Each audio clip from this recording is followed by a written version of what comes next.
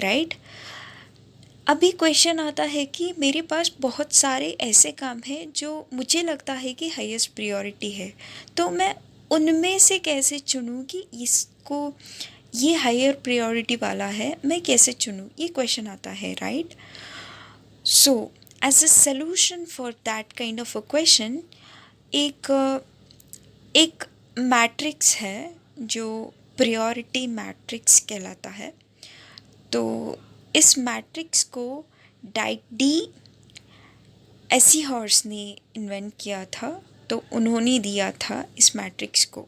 Okay, तो इस matrix में मेनली टू डायमेंशंस आते हैं, that is important and urgent. तो एंड टू पैरामीटर्स आते हैं, high and a low. And यहाँ पे 4 क्वार्टर्स की एग्जाम्पल लिया गया है। तो पहला क्वार्टर क्या कहता है, जो भी काम बहुत ही इम्पॉर्टेंट होते हैं और अर्जेंट होते हैं, मीन्स आप देख सकते हैं कि इम्पॉर्टेंट भी हाई है एंड अर्जेंट भी हाई है। दैट मीन्स जो काम इम्पॉर्टेंट है एंड अर्जेंट है, उस काम को ऑलवेज हायर प्रायोरिटी वाला काम बोलते हैं। ओके, फॉर एग्ज़ाम्पल समझ लो कि आप काम कर रहे हैं एंड आपके मैनेजर से कॉल आ गया है कि मुझे अर्जेंटली एक मेल भेज दो। तो ये अर्जेंट भी है और इम्पॉर्टेंट भी है, राइट। तो ऐसे काम जो भी आते हैं तो उसको पहले प्रायोरिटी देना चाहिए क्योंकि वो अर्जेंट एंड इम्पॉर्टेंट है। सो this is a example for quarter 1।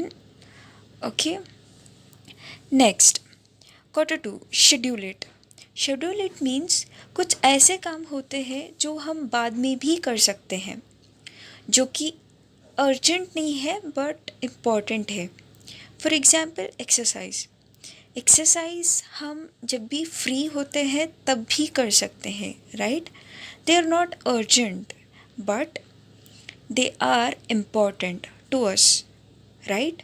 वो हमारे लिए इम्पॉर्टेंट है बट वो अर्जेंट नहीं है, उसको हम कल भी कर सकते हैं, right. So these kind of a work, ये ऐसे कुछ वर्क है जो क्वार्टर 2 में आते हैं। इन अ क्वार्टर 3, अभी समझ लो कि आपके कलीग आपसे कुछ हेल्प मांग रहे हैं जो कि इम्पॉर्टेंट है उनके लिए but not to you. Okay, तो ये अभी उनको आप उनके काम आप कर रहे हैं और आपको अर्जेंटली भेजना होता है कुछ डॉक्यूमेंट्स, कुछ फाइल्स, कुछ भी जो इम्पॉर्टेंट नहीं है आपके लिए, फिर भी आप कर रहे हैं क्योंकि आपके कलीग के लिए इम्पॉर्टेंट है एंड अर्जेंट है। तो ऐसे काम will come under quarter 3। Okay, fourth one, that is don't do it actually. That means जो काम नेसेसरी नहीं है, जैसे प्रीवियस ईयर के कुछ डॉक्यूमेंट्स है जो आपको देखना है, फ़ोटोज़ है जो कि आपको देखना है, ये भी वर्क ही है मगर वो ना ही इम्पोर्टेंट है ना ही अर्जेंट है। तो ऐसे जो वर्क होते हैं उनको ज़्यादा से ज़्यादा अवॉइड करो। Okay, so this is about the priority matrix. Now comes the benefits of time management.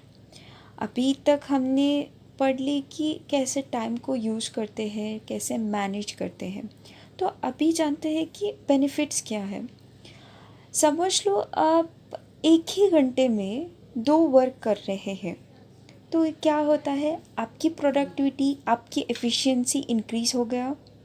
In a meal bye आपकी टीम का एफिशिएंसी इंक्रीज़ हो गया। अगर आपका टीम का एफिशिएंसी और प्रोडक्टिविटी इंक्रीज़ हो रहा है तो आपकी कंपनी का प्रोडक्टिविटी इंक्रीज़ हो रहा है, right. So this is how the productivity will increase. Okay, higher efficiency मैंने बताया ही। तो रिड्यूस स्ट्रेस। तो अगर आप हर काम अच्छी तरीके से करना है तो स्ट्रेस की गुंजाइश ही नहीं है, राइट। तो it will definitely reduce your stress. आपके गोल्स जल्द ही अचीव होने के चांसेस हो सकते हैं, अपॉर्चुनिटीज़ मिल सकते हैं आपको अपनी गोल अचीव करने के लिए।